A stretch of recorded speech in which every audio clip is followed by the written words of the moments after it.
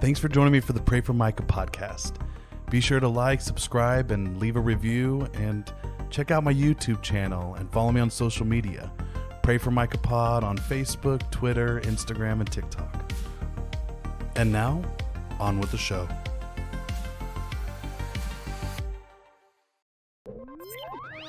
Welcome to the Pray for Micah podcast. And now your host, Micah Chrisman.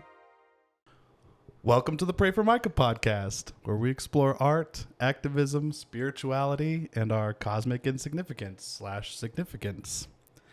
I'm here with Gipson. Ben Gipson, Ben Jammin. That's why I tripped up, because I was like, oh, I've been saving that. I was like, my favorite thing with the Ben is like Ben jamming. Yeah. You know, I get that. And you're a rock star, so you're literally jamming. Yeah, well, thank you. I appreciate that. Sometimes I am be jamming. Sometimes he do be jamming. Yeah. And I'm going to read your bio real quick. Alrighty. So Ben is predictably unpredictable. Whoa. He just gets up and moves like suddenly you're Batman. I am Batman. He's predictably unpredictable. Man whose life is a sporadic amalgamation of random moments. He is the founder and CEO of Underground Homies, a business focused on connecting the city to its local artists. Everything he does is focused on building community and loving on the new and old faces he meets. Aw, I'm a new face. Yeah, you're a new face. So you get to love on it. Yeah. I guess what I always say, like, if it's the second time I've seen your face, you're not a new face anymore. Okay, that's true. Yeah, we have met previously. We did. I know. We were at the show. What band was it again? Black Hippie. Black Hippie, yes. Yeah. Oh, yeah. My friend Andrew listens to podcasts. He'll be mad at me because he bought the tickets that night. He's the friend that just like, I haven't heard of these bands. And then he's just like, I got you a ticket to the thing. You're going with me in like a month. Yeah. Okay. I just say yes, and I just show up, and I always love it. Yeah. I mean, it's good to know that you have a friend who you can consistently rely upon for good music. Because, there's the two things like that I think they're the quickest way to lose trust in somebody. Yeah. And it's when they recommend music to you, and it's when they recommend food to you. Yes. Because if one of those sucks, then you're like, well, I'm never trusting them again. I can't trust this person's judgment. They offered me squash, and I can't. No, it's good though. This is the good. We made this the right way. No, I can't trust you. You offered me a thing that I'm not a fan of. Is this some deep like family thing too? Like you and your parents maybe? Yeah, I don't want to talk about the trauma of the squash. the story of a squash, it's fine. I just, it's particularly, my thing is, and I went vegan for a smidgen of a bit, like not, and I try to eat less meat, but it's always like those folks who are like, try this mystery thing.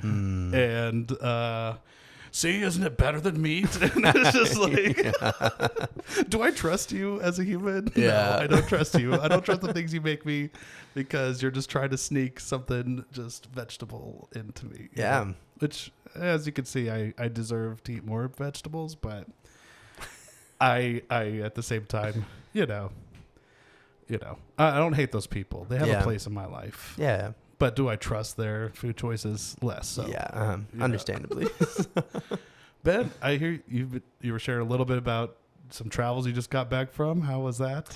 Yeah, it was good. I went up to the New England states. Me and my roommate, we took a 8-day like road trip. So we flew up there, and then we did this like road trip around, because before the trip, I had 7 states left to visit before I hit all 50. Really? Which I'm trying to do before I'm 30, which is like in a year and a half.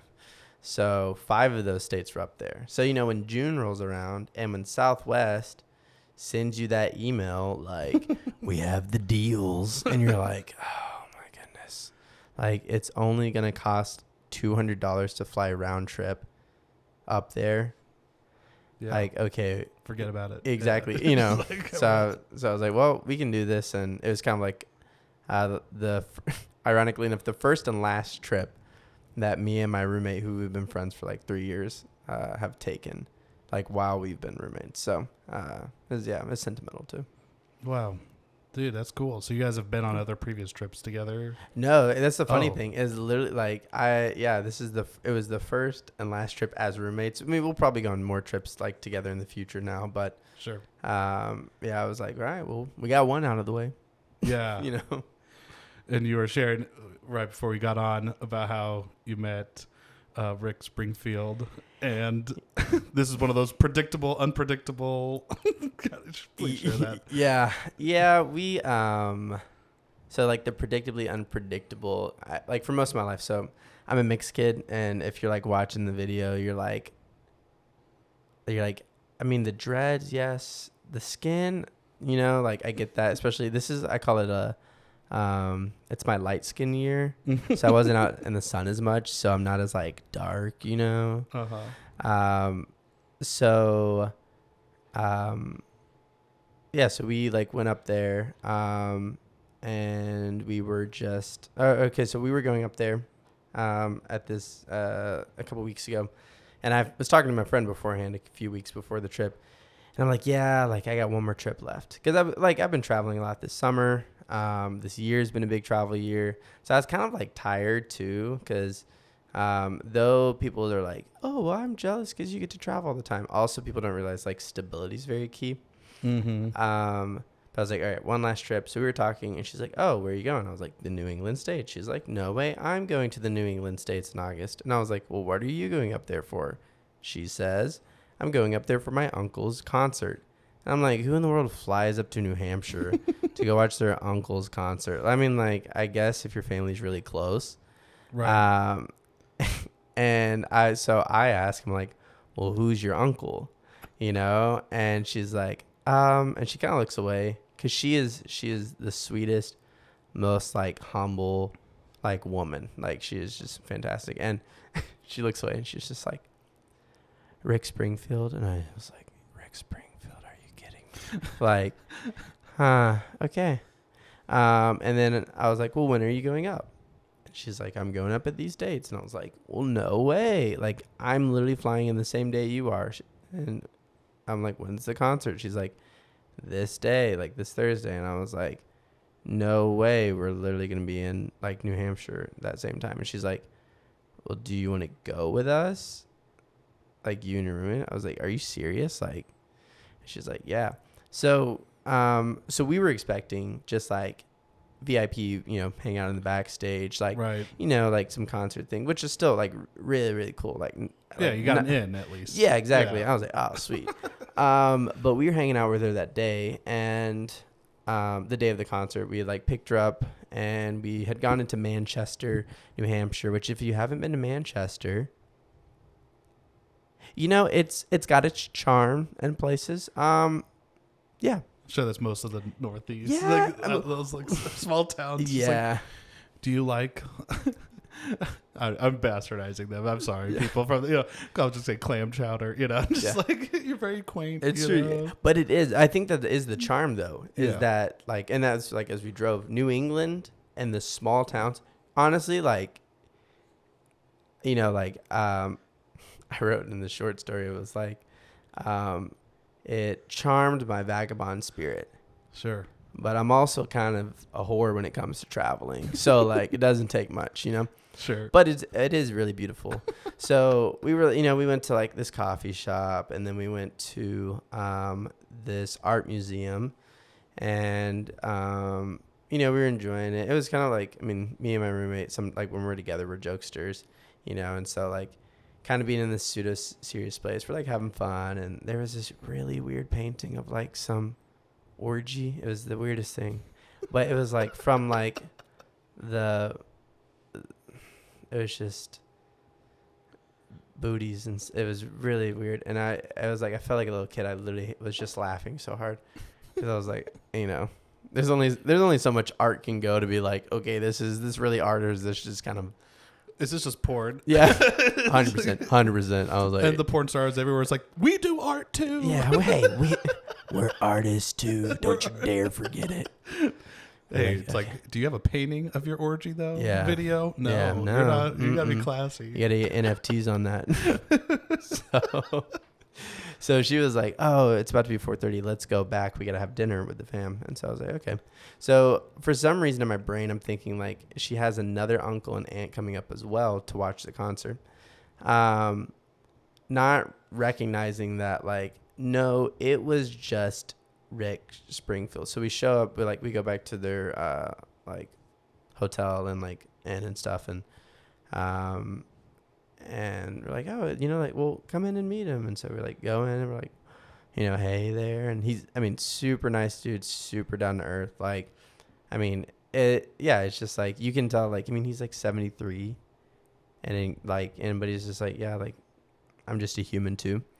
And so we're sitting down with dinner with him. Like, we went to dinner. By the great fortunes and favor of everything, which is like, I get to sit next to him. Yeah. And so it's cool because like we just shared this moment where we're just like sitting there and the conversation's going, and him and his wife are getting to know me and my friend, and like asking like really like not just like pampering questions, like we're just here to be nice, but like legitimate questions, to where there's a moment where it's like we're swapping like pictures, we're talking about like, he's like, oh, my son loves to cook too, because he found out I did. And so he's like showing me, even to the point where we're like, there was some like deep things like we got to talk about with my life. But then also there was a moment where it was funny because he showed me a picture and there was an Orthodox cross in the background, an Eastern Orthodox Christian cross. And I was like, that's strange, because like Orthodoxy is kind of, it's a mystery most of the time in this world or in the West. And so I was like, who's Orthodox in your family? And he's like, well, nobody. We just like to collect spiritual relics. And his wife's Christian. And I think he's spiritual. And so I was like, that's interesting. I was like, well, like, because I'm Orthodox, and like, it's just kind of like really interesting. And I was like, actually, one of the reasons I was hoping to meet the author of the book that like changed my life. Like, because he was, he lived in Maine, the author did, but he was on vacation.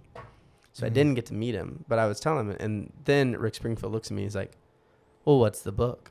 Yeah, that's my next question. Yeah. Like, what's the book? What's the book? Well, the book is called Mountain of Silence. It's by Kyriakos Markaitis. He was a sociology professor at the University of Maine, born in Cyprus, came to the Western world. Western rationalism was like kind of his way of life. And then, but as he's diving deeper into like his graduate school and stuff, he was connecting with I think his name's Sorskin. Sorskin. He was a sociologist who was basically saying like, you can't separate sociology and like religion and spirituality. Wow. Like, you can't try to deduce everything to rational, logical understanding, or you're never going to understand anything. And he was having this moment as like an undergrad where he's like reading this and he's connecting, and then he's starting to like be introduced or meet like, whether it's like sages or monks or shamans, and like seeing these things that you can't deny, like these miraculous supernatural things. And he's like, well, even if I tried to rationally do away with it, it wouldn't change the fact that this happened. Right. And so with that, part of it was within like Eastern Orthodoxy, because it's such an unknown element of like Christianity or spirituality, but how there's so much like mystery and miracles, like on the regular. And so he like follows this monk around on this island that has thousands of monks, that's been like a safe haven for like the ancient like faith is what they call it. And so he just writes about it. So it's cool because he writes from a very like non-objective perspective, adds his even questions in there when he may have a question, but is also just like really enlightening of like, dude, I didn't know any about this. Like, I didn't know anything about this. And yet this is not only that it exists. I think that was the thing, is it wasn't just like, oh, this existed like 1,000 years ago. But it's like, nah, this still exists literally today at this present moment. Yeah. Yeah. Yeah, I went to Moldova in college. It's like a Eastern European, like used to be part of the Soviet Union before it collapsed, and very Eastern Orthodox, and again, to my chagrin, I was with Baptists. Yeah. And they're just like basically shitting on why all this is wrong. Yeah. But they, for the tourist aspect of it, we're walking around like the temple or the Orthodox church there, cathedral, I should say. Temple's right. Yeah, temple. I Yeah. was like, okay. I was like, is cathedral Catholic? It sounds Catholic. Yeah. That's Catholic. Okay. So, and just the flow of worship, there was so much iconography, so much symbolism. And they were talking about how, like, as the priest walks around with the smoke, like, basically you're going through the story of Christ from birth to death to resurrection. Yeah. During every service. And it just blew my mind because I just, had this whole parallel of like, okay, and we go back to our box warehouses, churches, and we say that this is the right way to have a personal connection with the divine. Yeah. With our smoke machines and the bullshit. And I'm like, Yeah. no, give me like actual sage smoke. Like that seems way more cool. Like, Yeah. but just the like you're saying, the sacraments and the there was a weightiness to the metaphors of what was going on versus just we're just gonna sing a Hillsong song now. Yeah. Oh yeah. And I think like you made the point of like going, like you went over there as like a Baptist, and the hard thing is literally like Protestantism tells you to judge anything that isn't Protestantism. Right. Like I was the most judgmental person, and I thought I wasn't though. In that, Yeah, like I'm it was just loving you into my faith. Exactly. Air quotes. Like I'm studying. I was almost like I was, even if I was like studying other religions to understand them, it wasn't to understand them. It was literally just to shit on them. Right. To be like, we are dumb.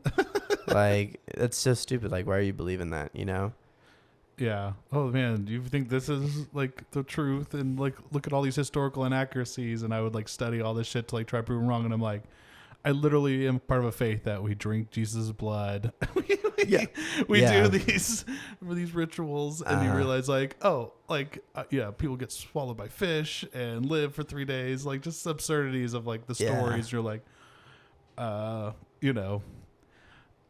I think it's. Mormons are, I think it's my least favorite of the quote unquote Christian faiths, but it is just like as obscene to be like, oh, you're less truthful than these other things. Yeah. I believe because it's like, I get it. It's American Western religion that spawned up, but I digress. But you get what I'm saying. Like, I have to like check myself and be like, okay, but as absurd as I think your thing is, like, how much can I judge or say things about other faiths or the other aspects of Christianity? Yeah, exactly. It's like, and I think that's what orthodoxy for me was. It showed me how every person is on their own journey, and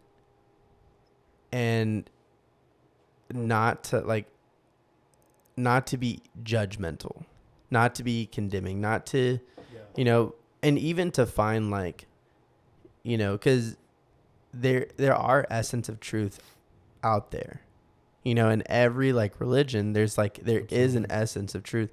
And so, but I was never taught to see it that way, and I think it's been beautiful because yes, Orthodoxy, it's like the weird thing of like really rich in tradition. But as you said, like there is weight, and it's not even weight to like, 21st century Orthodox people are like, well, we say this is, it's like weight of like, nah, this is like, not only does it go back to like the original, like truly to the original church. And when I say that, people are like, no, I'm like, no, I have to explain timeline for them because nobody knows the timeline. Nobody knows that the Eastern Orthodox Church, like Orthodox was the only type of church when the apostles were, and after that. That was the only type. So there, it didn't have to be called Orthodox. And then you had the Great Schism. So you had the Catholic Church split from the Orthodox Church. Right. And that's where we get Catholic and Orthodox. And then you get the Protestant Reformation that came from the Catholics. And so there's all of this element of saying, like, when I talk about orthodoxy, I'm talking like this continuous thread that's even into like Judaism, which is fun to like talk to my Jewish friends about it. Because they're like the ones who are like even trying to get back into like the heart of Judaism, and they're like, modern day Judaism, like rabbinical Judaism, doesn't look like ancient Judaism. And so even they're questioning, and they're going like, why? Like, Orthodox Judaism is starting to slowly grow. Nobody's going to talk about that, but like it is, because people are finding out that it's not, these elements aren't new. Right. And we don't need, like, progress is not truly progress. Like, actually what we have to do is we have to go back and find the deep rooted wisdom that is already out there that we have just been blinded to, and how much the church and political, like you're saying, like, yeah, I don't know. It's interesting when you're talking about the gentleman, the sociologist, like you can't study people and how they migrate and move without it, like seeing how it's intertwined with religion and faith. Yeah. I feel like you can almost say the same thing about ancient political systems. Yeah. You can't look at them without looking at the intertwine of faith and how, basically it was used to subjugate people or keep, justify wars. And we still do it today. I mean, literally, I don't know what general it was, but they were talking about how the Iraq War is an opportunity to bring Western Christianity to the Muslim world, and just how absurd that colonialism is. But you're right. Like in every faith tradition and eon of like whatever faith construct, there's always a select group of people who are like, yeah, no, fuck that established shit. I'm going to go out in the wilderness and like feed the poor and like weave baskets and sell, give away things. I don't know. Just do good and glean wisdom from it. Mm-hmm. So sorry, I know I appreciate this, but I'm curious what Rick. What Rick. So what Rick said about it, long tangent, all to say that, Rick was like, what's the book? I said Mountain of Silence. He buys it on the spot. Oh, really? He pulls out his phone. He's like, what is it again? I was like, Mountain of Silence. And he types it in. He's like, that's it. I was like, you just changed his life. And it's the thing, you have to hit him up and be like, you know what? I know. When your life's made better, it's because of me. Yeah. At 70 years old, you're yeah. It's just one of those elements of like looking at your life and saying one moment, like in one moment, I can impact even somebody who's 73 and an international rock star. Mm-hmm.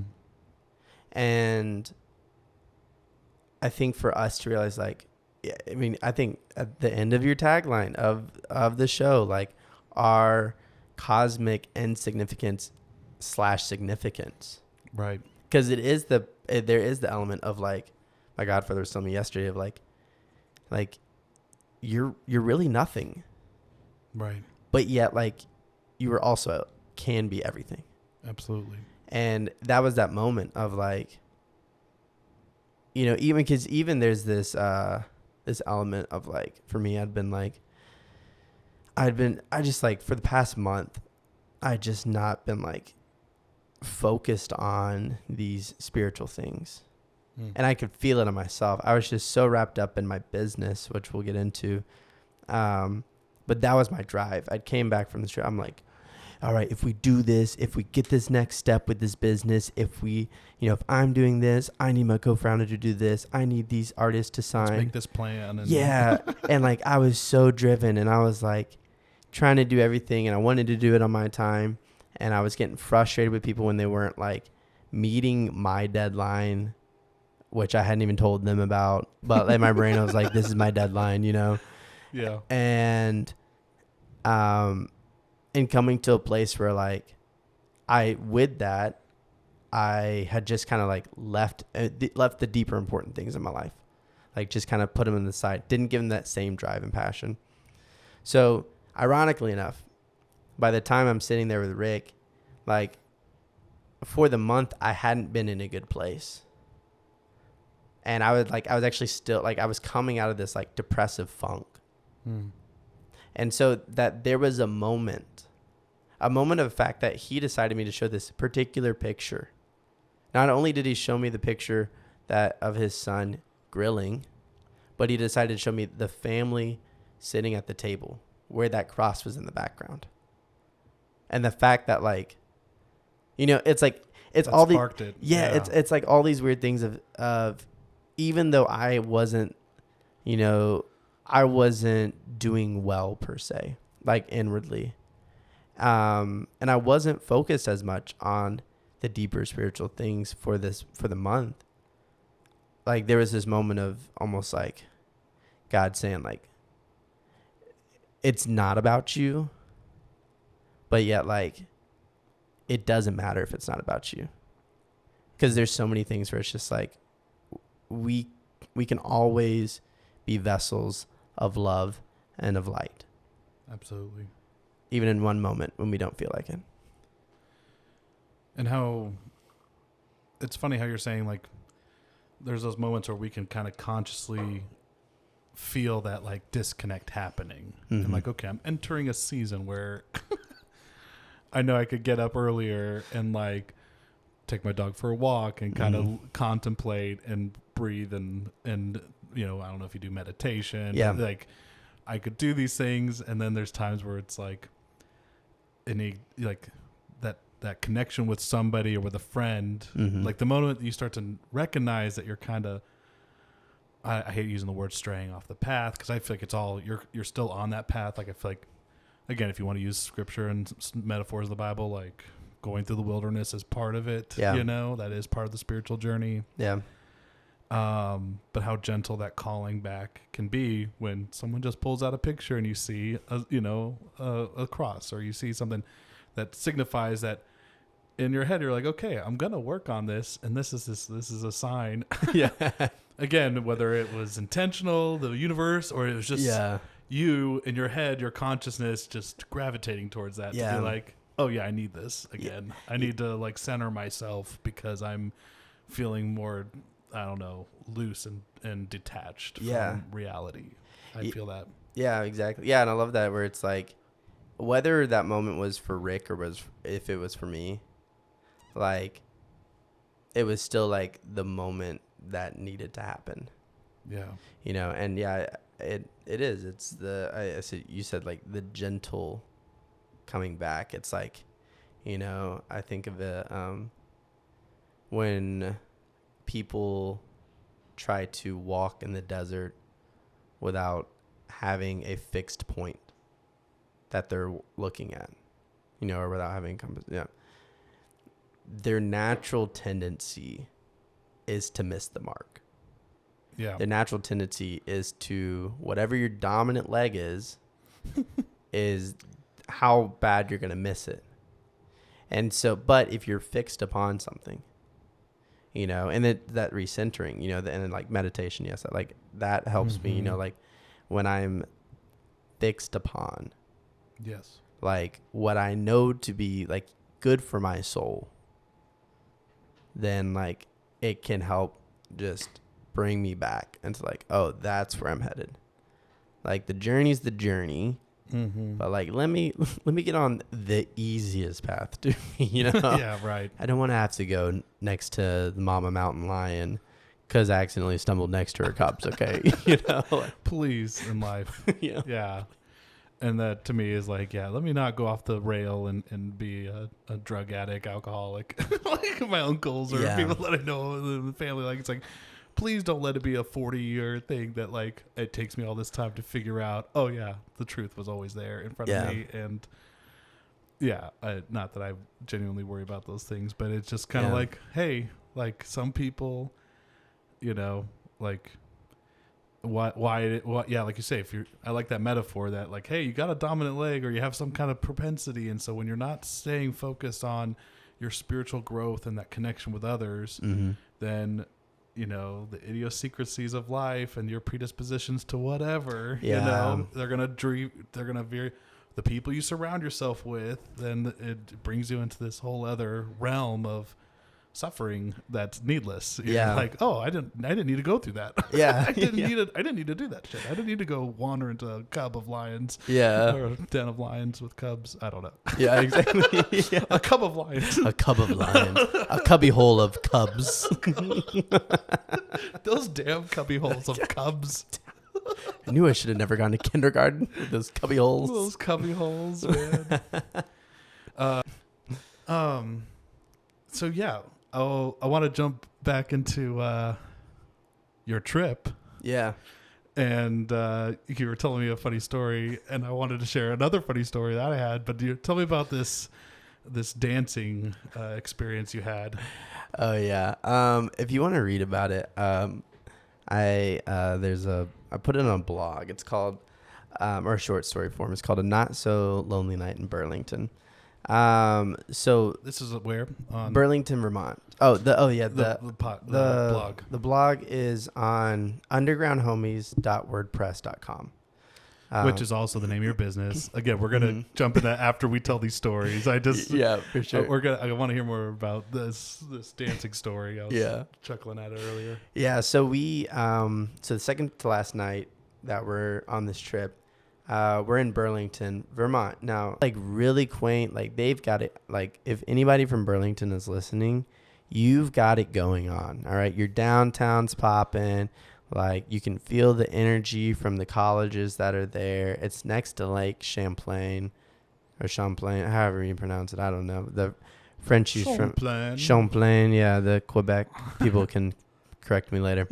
And so we're there. So, we had done the normal tourist things, go grab a bite to eat at a local bakery, check out a coffee shop, Ben and Jerry's ice cream headquarters, the typical Burlington experience, go to the lake. So we were like, okay, we want to do something at night though. Cause we hadn't really been doing much at night.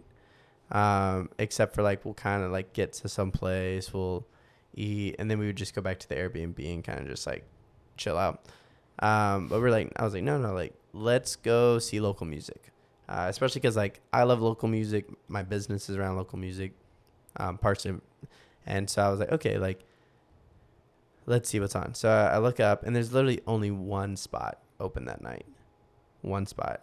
And so it was called Radio Bean. And I was like, oh. So my roommate had been making friends, because I was kind of like, it's funny because I'm a huge extrovert, but in this moment, I'm like reading some deep, like, literary philosophical essay. And he's like making friends with some middle-aged couple behind us. And after the artists get done and stuff, the middle-aged couple was like, well, are y'all staying? And we're like, for what? And they're like, well, it's not only the hottest honky-tonk in Vermont. We have the hottest honky-tonk band in Vermont. They've been playing for about a decade together. And we're like, I guess. And they're like, we had to come early this time because the past few times they've been trying to come and they haven't been able to make it in because it gets so packed.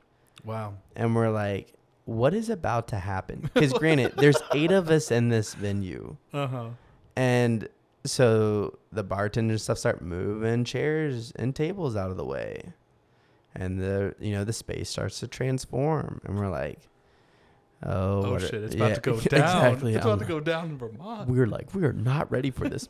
We did not wear our boots. Now, granted, You're like, where's my Midwest outfit? I know. Immediately it's true. I know. I was like, I knew I should have brought, last year I bought this Western urban outfit for like playing musical concerts. Cause I was like, I need a new music outfit. So Western urban, cause I've vowed myself, I'm from Arkansas. There's a lot of country people around there. And I had vowed myself very early on in life to never own a pair of cowboy boots. Sure. So Same. yeah. So I'm so glad you're there. Yeah. And it's like one of those things of there's moments where I'm like, maybe, but then I go back to my vow. Yeah.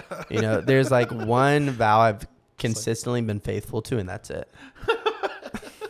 If there's one thing I could go to my deathbed, it's that I've never worn cowboy boots. It's true. It's to say, like, when people are like, Ben, are you really that faithful? And I said, well, I vowed that I never wear cowboy boots, and here we are. Yeah. So even though you are predictably unpredictable, so it's true. Yeah. This could have been one of those moments where you're 100%. So they're like, maybe he gets some. So I was like, okay. So what was I even wearing? I don't even remember. I don't remember. But we're sitting there, and then it's like 8:30 hits, and the bouncer, which I use bouncer in the sense of he is just checking IDs and taking money. Guy. Yeah, because I'm not really sure that guy could bounce anything, maybe a basketball. So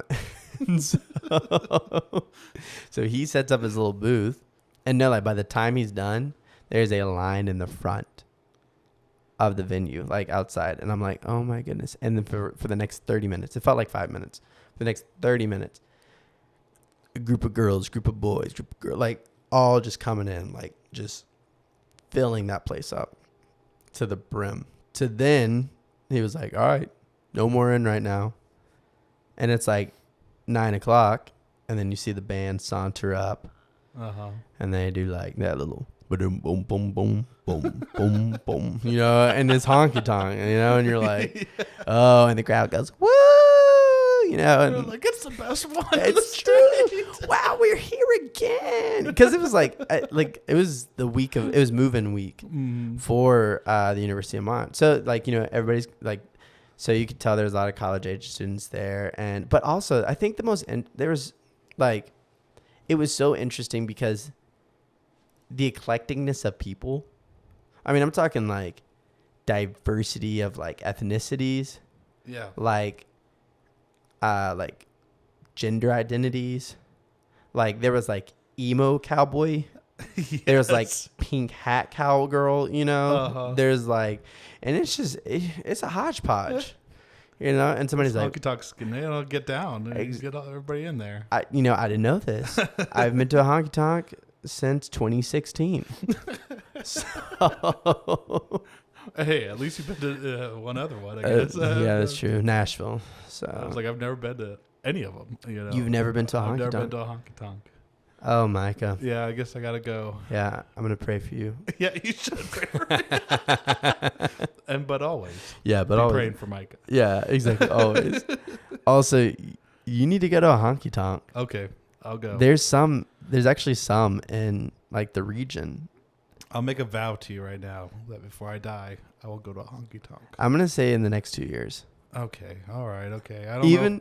That can't be that strong of a vow. I will commit to try in 2 years, but I vow before I die. Okay. To be a man of my word and go to a honky tonk. Okay, that's good. Yeah. It's like, I'll go with you. You're like, I'm sure there's ones around somewhere. It's Missouri. I know there are. Yeah, I know some friends who've gone to them. They're like, you should come out. And I'm like, to what? And they're like, they have country music. And I'm like, I don't think you know me. See, I've been around a country music concert. I guess I don't know the difference between that and a honky tonk. So a honky tonk is like, it's not really a concert because you're focused on dancing. Yeah. So it's all environment, Yeah. It's like, I don't really care who's on stage, right? But it's country, but also honky tonk's like old school country music.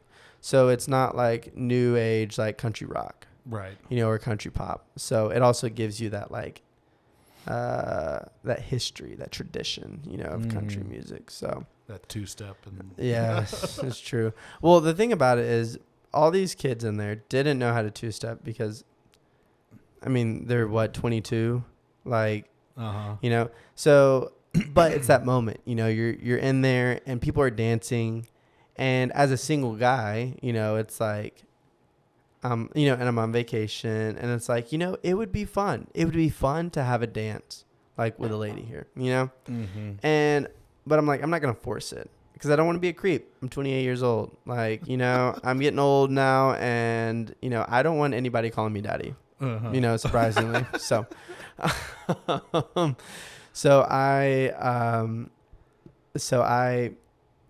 like I'm sitting. It's funny because like for like the first 15 minutes, I'm sitting down. I'm just bobbing my head. Mm-hmm. Everybody else is standing, and I look over, and there's this cute girl. We make eye contact, we smile, and in my brain, because I have a really creative brain, which is not a good thing at all. Okay, I want you to know. Oh, stop it. It's got to be a good thing. Depends on the day. Got to be at least one good thing that comes from a creative brain. Yeah, that's true. Every now and then. So my brain is thinking like, what if I was like, what if I write a short story about this vagabond who comes into town in Burlington, Vermont, and he hits this honky tonk. He doesn't even know he's hitting up. And then he's sitting there and he has this moment and he has this dance with some strange woman, and it's a magical moment. And then it ends and it leaves the mystery of like, was it just a moment? Yeah. Was she now Mrs. Vagabond? So that was where that's where was she Mrs. Vagabond? Yeah. I love that so much. Yeah. So that's where I started. And then I appreciate that all this is happening in your head while you're staring at. I just picture like you're having a short story idea right in this moment. I am. That's the funny thing about it. As I'm sitting there and I'm like, people are like, what is this guy doing? He's sitting down in this honky tonk. I bet people outside. You were there early. People were like, "Oh, this guy's diehard, man." Yeah, they're like, "Wow, he's here. This guy's man. How did he get in here so early? They didn't even set up the stuff." They probably thought I was like some, I don't know, the exec or something. That's like, oh, he's just here to check out the band. He's just making sure everything's running smoothly. Exactly. Yeah. Maybe he's the cop. He's the cop. Yeah. Maybe he's and so I, me and this girl, we make eye contact. And then in my brain, I'm like, well, I'm not like, again, I'm 28. I'm not from here. And so in my brain, it was like, if it's meant to be, she'll ask me to dance because I don't want to be the strange man in a foreign land, but I wouldn't mind one chance for a dance. So I'm like, okay, well, if it's meant to be, she'll ask me to dance. She passed by, we made eye contact. Kind of like the little head nod, that she did, like, hey, I recognize you. And then she goes on off to the front with her friends. And then, is that your third strike? That was my third strike. I know, that was the third. That was her. The nod was, that was her trying to communicate telepathically. Ask me to dance. I am so bad at picking up signals. Oh, I'm the worst at these things. Yeah. I could, on the outside, I could just be like, "Oh, I'm watching this story." Yeah. Oh, that was it. Yeah, you're like, I know. Yeah, you're like, yeah. But when I'm there, it's like, oh, what? You're looking at me? What? Do I have something in my hair or my face? Yeah. It's all, I don't know. I'm terrible at the game. I was homeschooled, so I don't know. I'm the same way. A girl looked at me. Do I smile back? Cringe smile back. Am I smiling right now? I'm breaking into a sweat because I'm smiling too hard. Are my eyes crossed or not? I don't know. Okay, I did promise you I've got to pray for Micah Story. Yes, I need this. So I'll share my dancing story with you now. Oh yeah, time for a Pray for Micah story.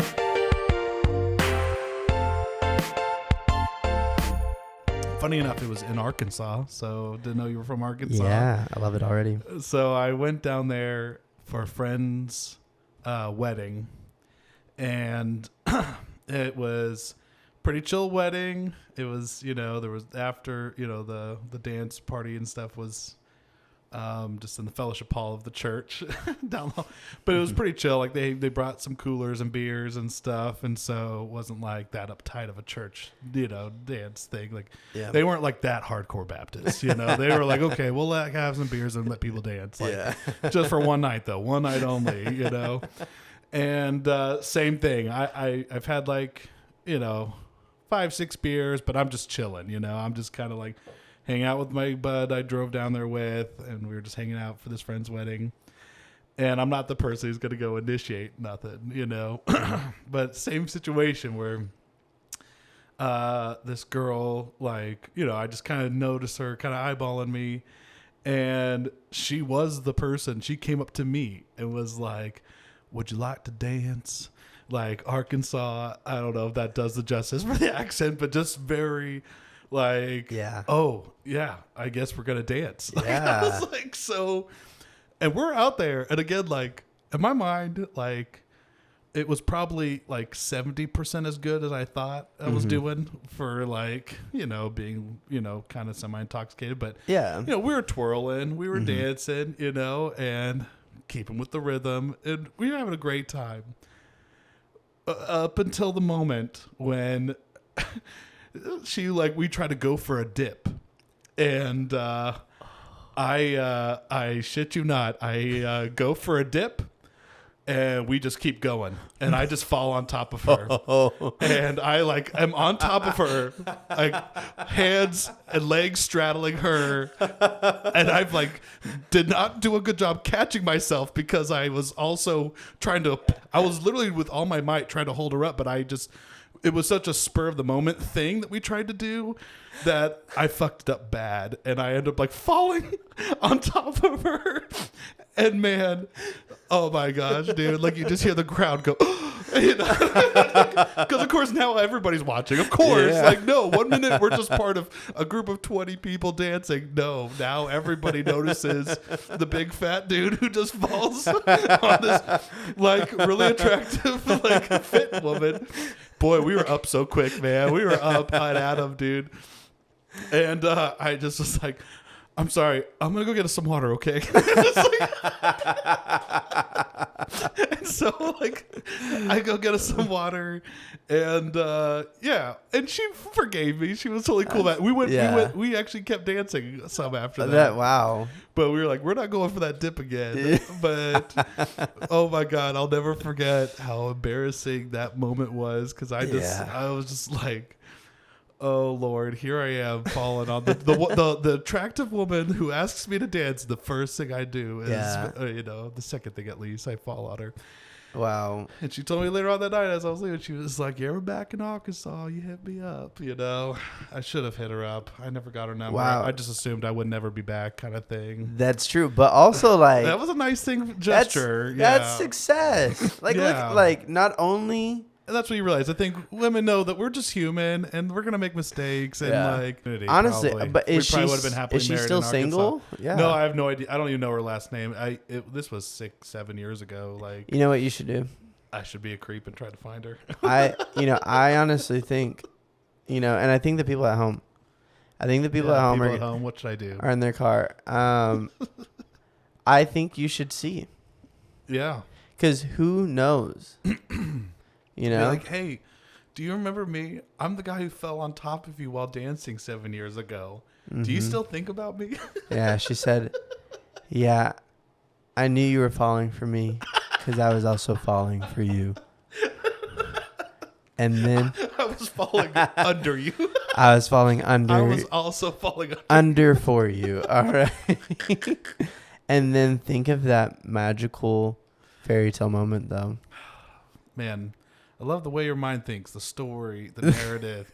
You can totally take this and use it in whatever short story you like. Oh, thank you. If, in fact, you want to just blur the stories together where the random girl asks you to dance in Burlington. Finally. Yeah, that'll be part 2. That'll be the revenge of the dance. The revenge of the dance. But we'll actually do it in Arkansas. I think it'll be good. Yeah. Tied back to my homeland, Absolutely. So, yeah. Well, speaking of homeland, speaking of your journey, what brought you to Kansas City? And I want to hear all the cool stuff you're doing in Kansas City. Yeah. Yeah. So, what brought me here was 4 years ago. I was broke, jobless, crippled. I ruptured my Achilles. Really? And yeah, it was terrible. And no sense of direction or purpose in life. So you could say I hit rock bottom. Oh, I definitely hit rock bottom. So I'm sitting there in my living room, and I'm I was also in the weird place with faith and all that stuff. But it was okay, I was personally, I was well, I still believe that there's the divine. So I'm tired of like living life for myself. So like, whatever you want. That was it. I'm just sitting there. I'm like, whatever you want. Okay. And this word grow, that's like literally, it was just like grow. And I was like, grow. And so for me, like there was this element of, because again, like growing up Protestant and growing up, like, especially in college and stuff in the Protestant world, because I was like biblical studies undergrad. I was working for churches. I was the guy who was supposed to be like, same and same. Yeah, exactly. Yeah. The pristine Protestant pastor, and I get to this place where I'm just like, I don't want to do that because like, there's just a lot, there's a lot. And so that was hard because I'm like, okay, well, I've basically been spending the past 7 years preparing to do that. And now I'm in a place where I don't want to. And yet everything, not only that, like, because I had so many people say, well, Ben, you're going to be a great leader. Ben, you have the it factor. Ben, you this, Ben, that, like all tied around like leadership and like becoming a pastor. So when all of that fell away, it was like, but who am I? Yeah. And so coming here though was like, I went on this 10-day trip because I was like, okay, well maybe I need to get more experience. By that I meant maybe I need to go to seminary. Maybe that's like the next step. Maybe that's going to help fit some pieces and help me find some understanding of it. So I went on this 10-day journey looking at different seminaries in different states just to be like, where's that next step? Where am I going to grow? Coming to Kansas City, I come to visit Midwestern Baptist. I was like, man, it's a school. But then I was at the top of the World War I memorial and looking at the skyline. And if like you were in Kansas City, that skyline is absolutely beautiful, especially at night. Yes. If you're not from Kansas City, just look it up. Look up skyline of Kansas City, and it's beautiful. And if you're ever love the memorial overlook, yeah. Yeah. And so I was like, and so for me, like I remember going up there, and it felt like this kiss. Because one of the things I'd asked was like, let me know, like give me a sign, like an omen, like give me something to know where I'm supposed to be. Because I am a traveling man and can fall in love with any place that I wanted to. But like I wanted it not to be just something like that. I wanted it to be something that's like deeper. Like I'm more than a feeling kind of thing. More than a feeling. Yeah. So. We're going to get a guitar out later. We're just going to start playing, Yeah, that sounds good. Yeah, just jamming. So it was that moment. It felt like this kiss, and I was like, okay, like maybe this is, but I was still like, maybe this is where I'm supposed to be. I go over to Lawrence to hang out with actually like my old college pastor because he was over there, and he was like a big mentor in my life, and I hadn't seen him in a few years. So I was like, okay, I'll go over there and then hang out with my friend Brooke. She was like one of my best friends from college. And so we're sitting in this coffee shop, and Aaron, my old college pastor, was just like, he's like, Ben, I have this weird feeling you're supposed to be here. And I'm like, huh? Because this is the second time, I'd add, in the past month and a half that I've had a mentor of mine, whether it was I was possibly going to be working at the church that I grew up at. Mm-hmm. So there was like the youth pastor there was like one of my old like mentors. He said, and he was like, he's like, I didn't hire you because I had this strange feeling. Like, he's like, everything else, like, everything lined up. Like, you checked every box. I had this strange feeling, though, that if I hired you, I was keeping you away from something greater in your life. Like, literally, he's like, almost to the point of, like, I felt like it would be like a Jonah running away from Nineveh situation. Wow. And because I knew him, and I knew he wasn't just, like, bullshitting me, that I was like, I trust you. It's hard to hear because obviously that leaves so much vagueness in my life. Okay. So then I go over to Lawrence, and when he's like, I have this weird feeling you're supposed to be here. I'm like, okay. So he leaves, and I'm like, all right, God, like, if you want me in Kansas City, you'll give me a job. Very straightforward. I was broke. I needed money. How does one make money? A job. So, this was before I also understood that you can collect unemployment. There's ways to get money. If I rupture my Achilles, I can do FMLA.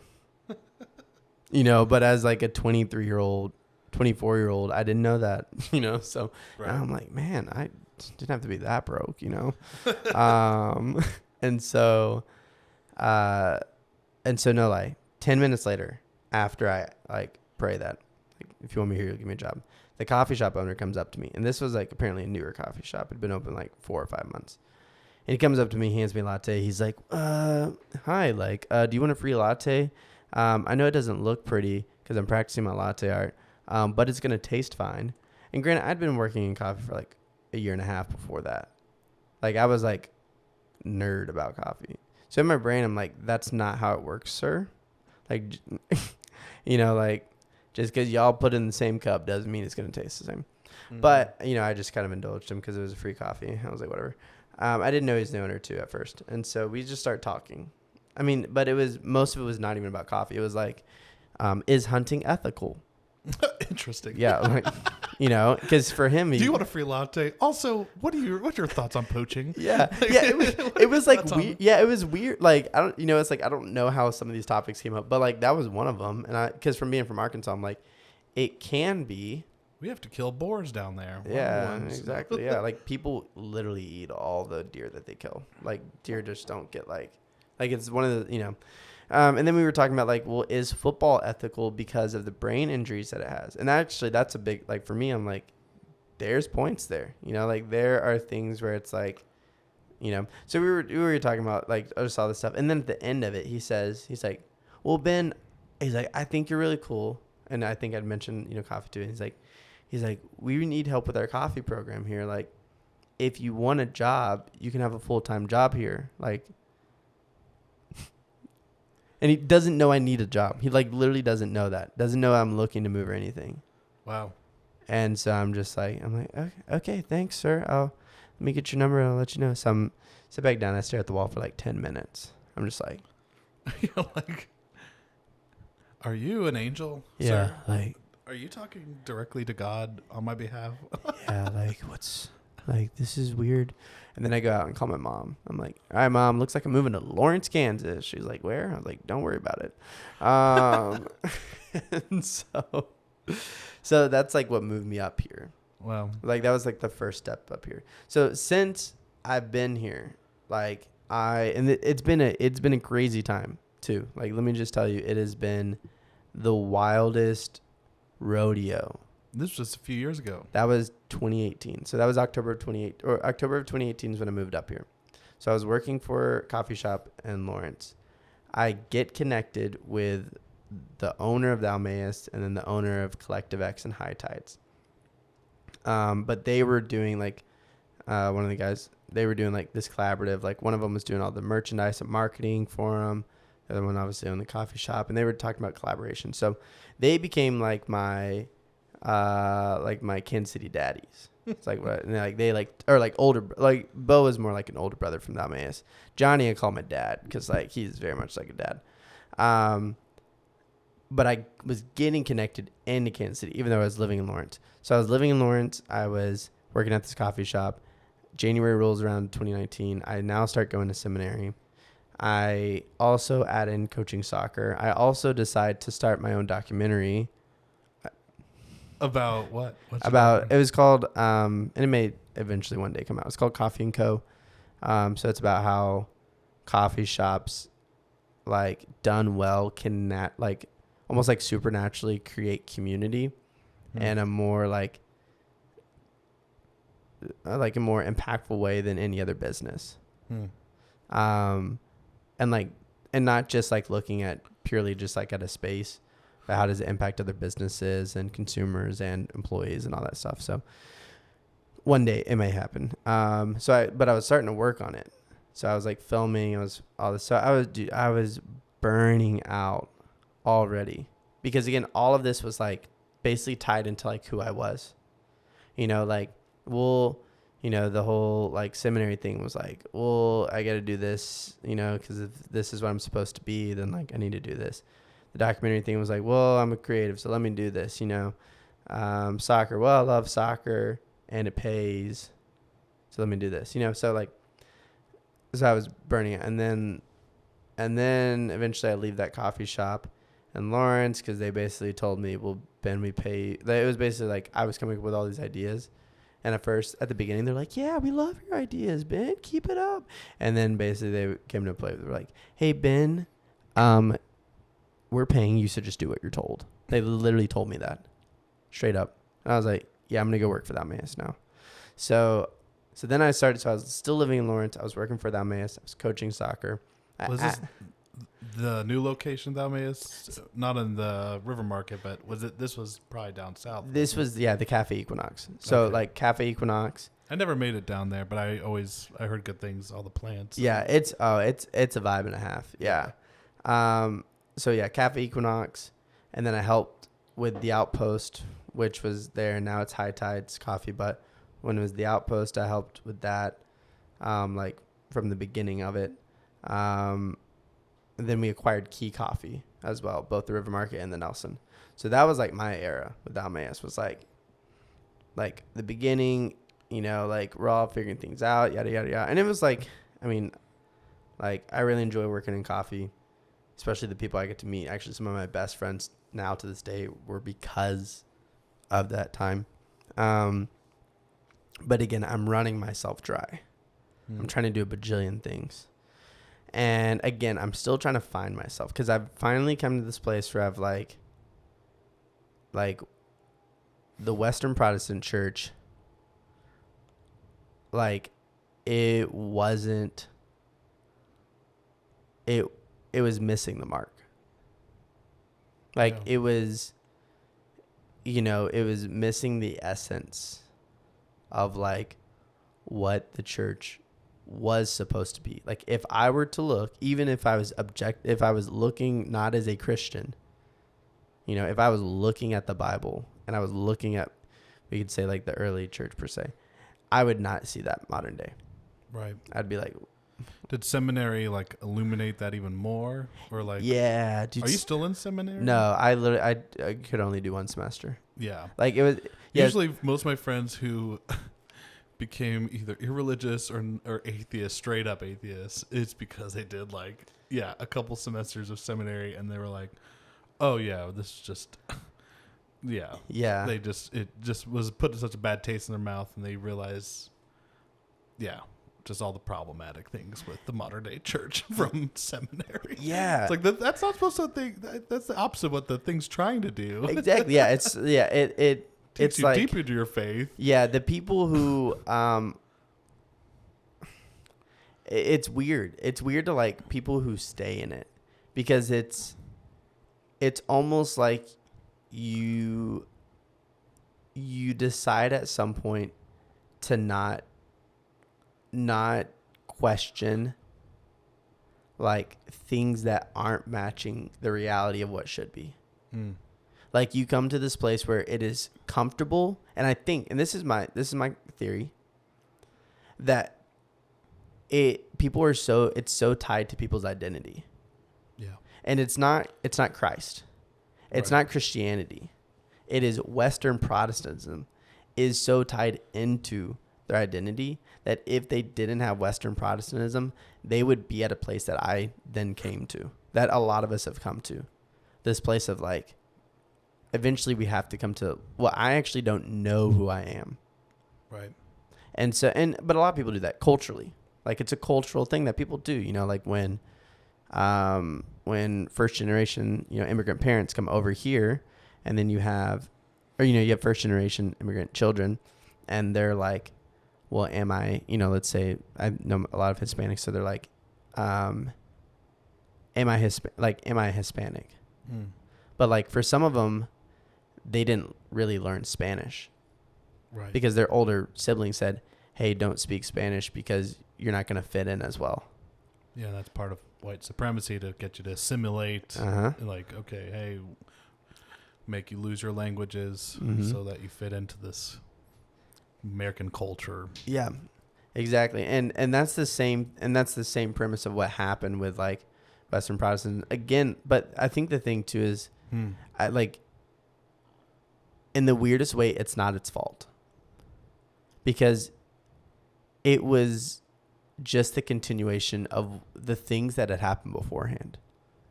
So like, Tell me more. so it goes back to like, we talked earlier about like the Catholic Orthodox split.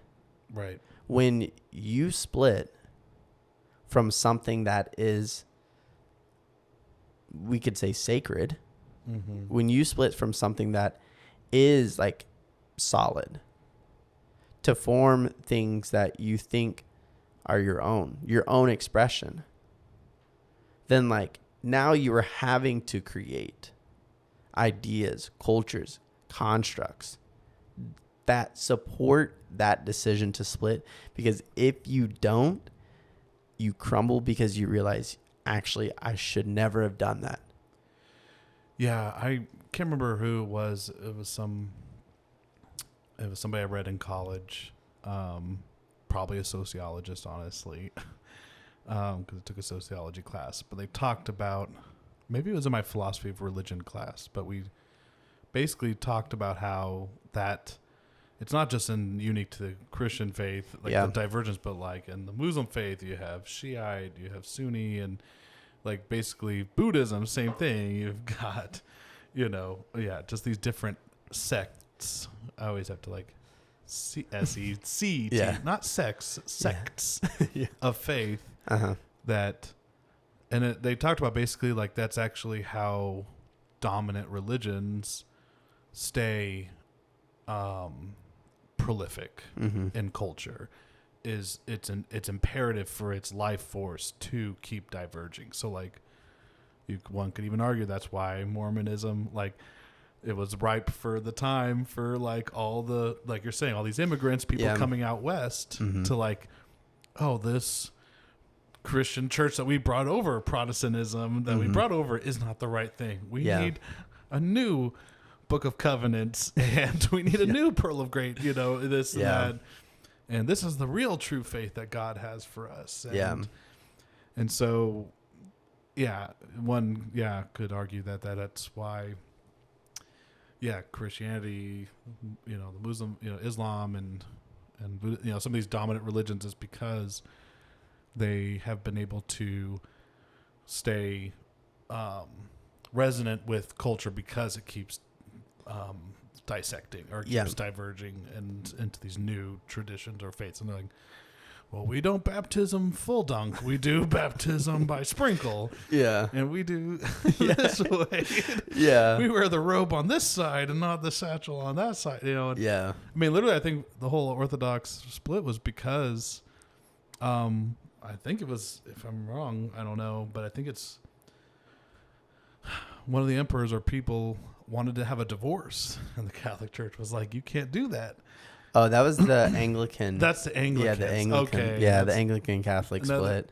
Another example of just, my bad. No, you're good though. But yeah, it is. There is. So the Catholic, the Great Schism, the Catholic Orthodox split was, the world was, again, like diverging into two things. It was, okay, and this is from Western history, might I add too, is the Western world was, you were either Eastern, which is now Greek speaking, or you're Western, which is Latin speaking.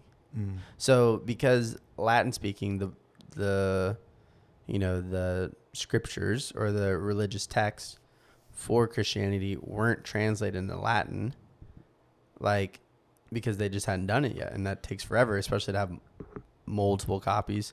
So again, the clergy was still reading Greek, but the common person was not reading Greek. So the common person was not able to also have this, like, I can go and read the religious text, Right. And it took more to, like, for people to become integrated in. So in Orthodox, like in the readings, or like let's say in our prayer service. So today, like we had a prayer service. So we have it to where it's not just like, it's not the priest who is reading scripture only. We have readers. So we just have people of the church who will read, you know? And so it was this very much like, we're all part of this. We're all reading, you know, like the choir's reading, you know, like as they're singing the tones. And so you can't have that when you can't read, you know? So now it's only clergy who's able to read. And so it's like, okay. And then the Western world wanted the Pope, because that was the big thing. They're like, well, no, we should have like one Pope. So again, kind of political a little bit, to where it's like, you know, well, the Roman emperor, you know, the Roman. Right. We need a figurehead. Yeah, exactly. And so it's like, now we have this figurehead. And then, but the most important thing is that, like, all of those are important, but the most important thing is they wanted to change. I think it's called the Philoque, or the Philoque or something. I don't know. But basically it's part of the creed, the Nicene Creed. Oh, yeah. That they wanted to change a word in there that ultimately, like, one didn't need to be changed. Like, legitimately did not need to be changed. But two, the Orthodox was like, well, if we change this word, actually what it can do is it could cause confusion about the understanding of the Trinity. Though the Trinity, you know, and like the concept is like extremely deep and like not supposed to be like completely understood at all. But like there's an element to where we can like understand relationship, and changing the word actually screws that up. And so they're like, no, like don't, like, no need to touch that, because like we've already like sat as a world. And that was the thing too, is like, you know, the Orthodox had sat as a world, like through having bishops in different regions coming together and saying, let's maintain unity. And now we're coming, and it's not the first time that people wanted to like split, but it's the first time, like, you know, like that a major part was wanting to, on grounds that was like, you're just diverging to be a divergent, you know? So it was the Orthodox folks who were saying they wanted to change the word. So the Orthodox wanted to say the same. The Catholics wanted to change. Oh, I see. Yeah. So, Gotcha. And it's kind of one of those things that, like, if you look at history, the West is always looking for progress and change. Interesting. And yet it is in the West that we actually see a lot of the issues that come from that. Yeah. Which goes in. Preach it. Yeah. Which I'm reading Wendell Berry right now. Oh, I like you know, Wendell Berry. Yeah. I just got onto him. Yeah. And I'm reading Life is a Miracle, and I'm like, He's got some good poetry. Yeah, he does too. That's what I mainly have read, is some of his poetry. Yeah, I haven't. I think both my priest and my godfather told him about him, and I saw a book in a bookstore in Maine, and I was like, well, I gotta get it. You know, it's on my notes. So, but he talks about that, of like, there's this thought of like that innovation, that progress, that science is like helping us, push us to the, you know, push us forward, push us to the future. And in reality, we're actually seeing that it is the ultimate demise of humanity. Wow. Because it's reduced. I mean, I'm sitting here early, like literally before I went to the prayer service, before I came over here, I'm sitting in like this innovation networking event thing, and I'm listening to this guy talk about like his business, which is like AI and like 3D models and all that stuff.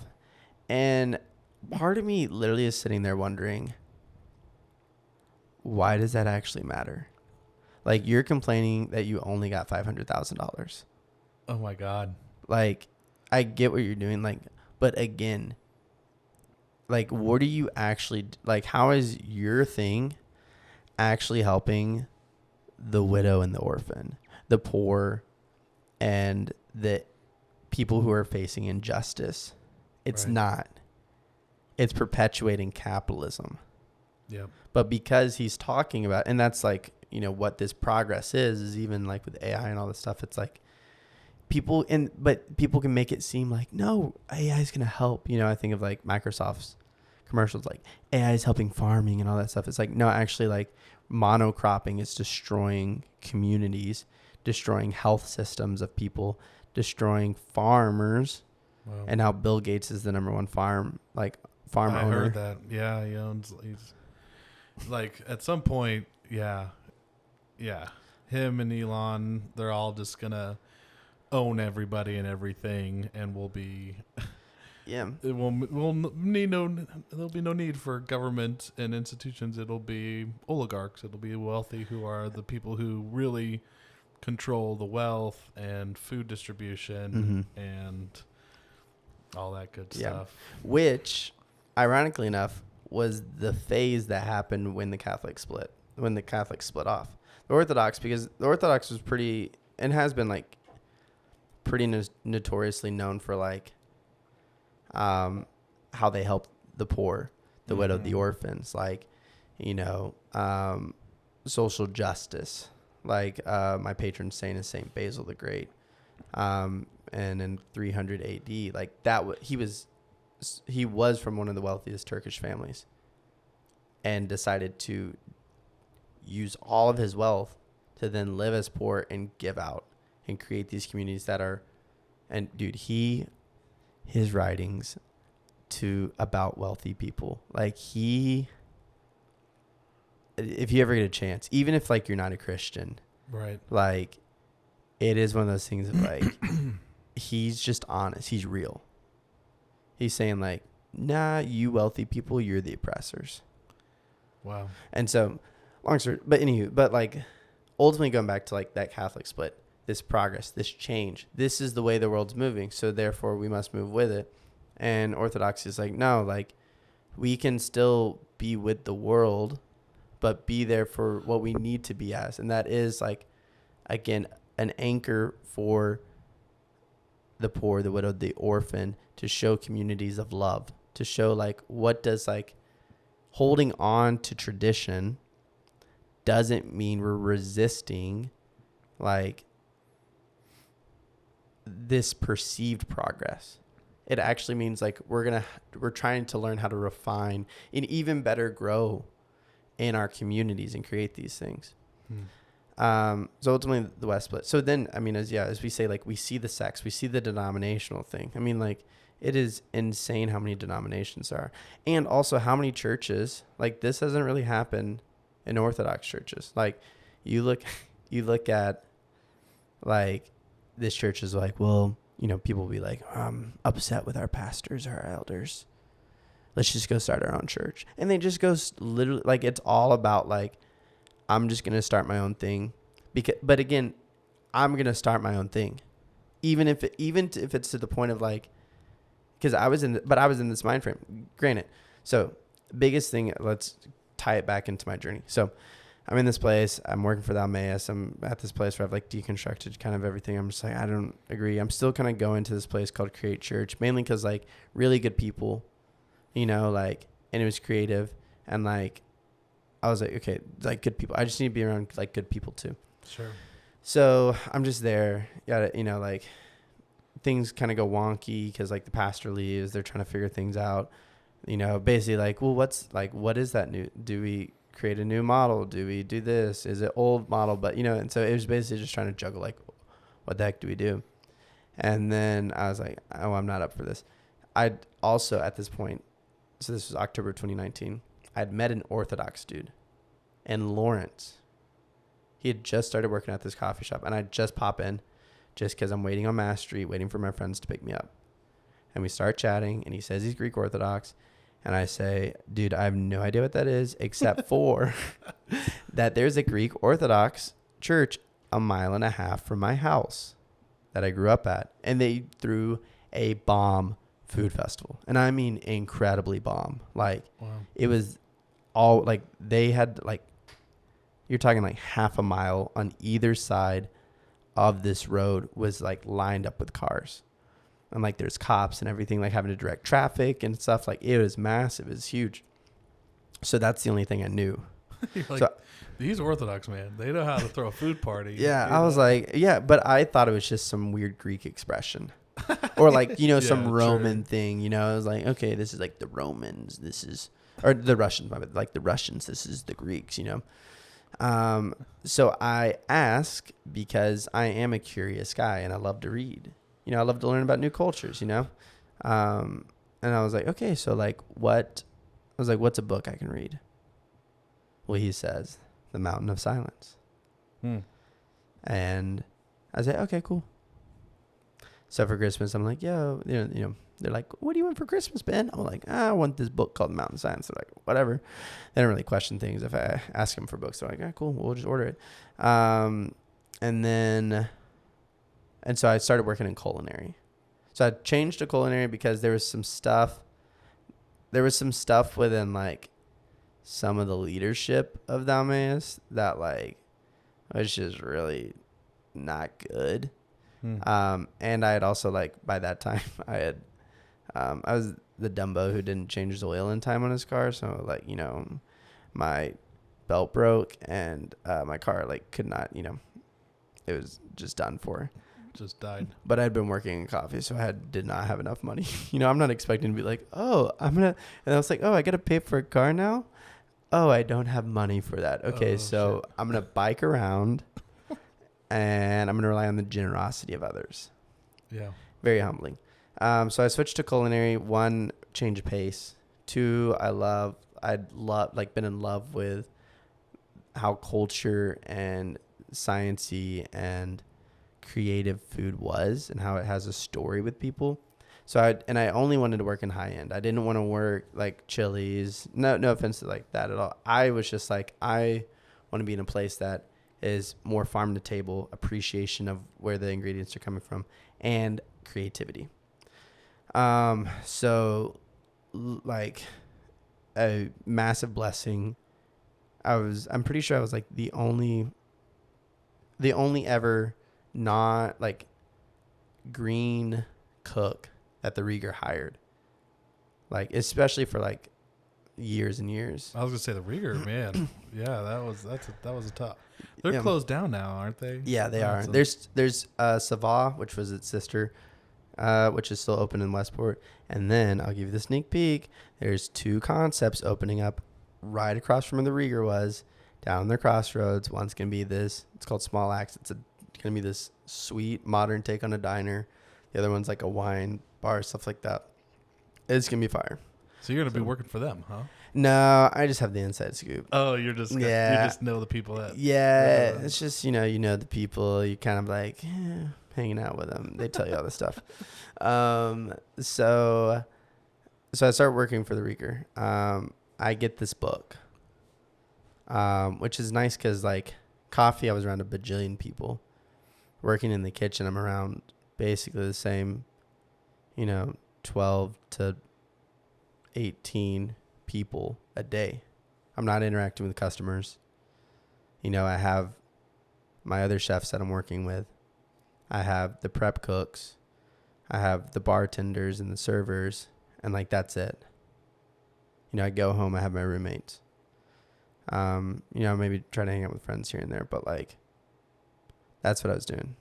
So it like condensed me. This is all during the pandemic too. Yeah, this was like right before. So this was like right on the cusp. So I'm starting to read this Mountain of Silence book. My brain I'm exploding. I'm like, it's like seeing a whole new world. It literally is like I had just been unblinded.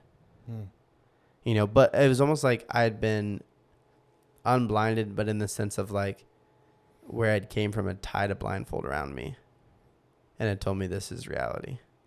And now like this book had cut it off. And I was like, no. Like this, like see, look and see. And I'm like, what? Oh, now I gotta read it. Yeah. Now, if freaking Rick Springfield's reading it. Yeah. If everyone. No, I'm gonna get online and buy it after this. Yeah. So. I think I'll find you a copy. So you don't have to Oh, I'll buy it. Okay. I'll support whoever. Yeah, Kyriakis, he's dope. Yeah. We email back and forth too. Cause Stop it. No, Really? yeah. Oh, that's cool. Well, because I emailed him afterwards. Once I finished the book, I was like, shit, I was like, this book changed my life. Thank you so much. Will you be my spiritual guide? And he was like, why? I'm not a spiritual guide, but like, let me point you in the direction. And so he's just been really kind. Like, he's a really, like, if I email him, he emails me back.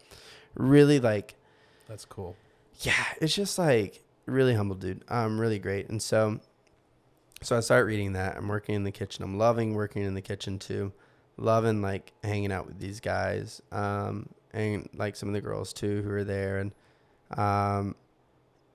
my mind, but I'm being in this place where it's like my world's being shattered. And now, so it's like, and then COVID hits. And I still remember that Saturday that I'm going in. It's like March 20th or something, or 22nd. And I'm like, you know, in there, we're prepared for service. And like an hour in, my chef's like, Ben, do you want off? Like, you know, it's either you or Ashley. And I was like, yeah, like, I don't mind. You know, because in my mind, I'm like, okay, like, it'll be slow for a little bit. It'll pick back up. Because nobody thought, like, we've never had a shutdown in our life. Yeah. You know, so I remember going, ironically enough, I go and, like, sit at the bar. I'm, like, just having a meal. I'm like, I'm going to eat, you know. If I can't cook, I'll just eat. And then, you know, COVID hits. And for like 3 weeks, we were shut down before we transformed it into a community kitchen. You know what's crazy is I was waiting for this moment. Yeah. I lived at Cherith Brook Catholic Worker House. Oh. Have you heard of them? Yeah. They were bringing us food for a hot minute during the pandemic. They were such amazing food too. And so you were probably, this was a small world. Yeah. I mean, Kansas City, you know how it is, but yeah, it's just like you were probably helping prep food that like we were picking up and bringing and feeding it to folks who were houseless. Yeah. Dude, 100%. I was cooking that and I was putting that and like packaging that up. Wow. That's crazy. Yeah. So wow. So yeah. I was there to distribute it. So just know like it went to good, like, man, we'd feast. And it was a tough time. Yeah, I mean, it was like something out of the Great Depression. Just lines of people out the door, families we'd never seen before with kids. Yeah.